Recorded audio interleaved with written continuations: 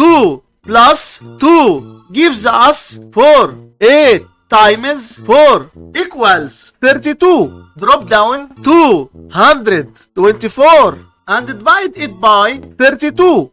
This gives us 7. But this solution is wrong and this answer is not correct. Because according to the PEMDAS rules, our first step is to calculate what is inside the parentheses. Then next we evaluate the exponents. The next step is to solve the multiplication and the division components. Finally perform addition and subtraction. And all our operations will be performed from left to right.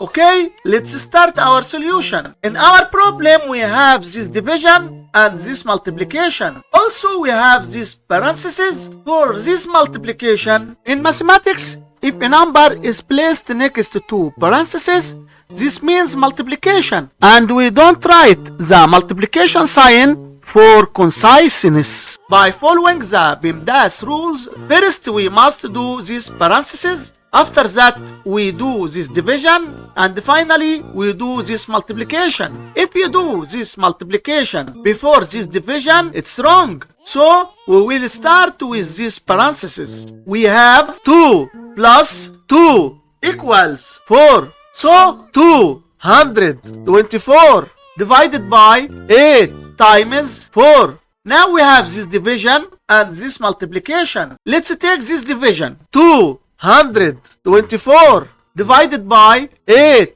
gives us 28 times 4 gives you 112. So this was our final answer to this problem.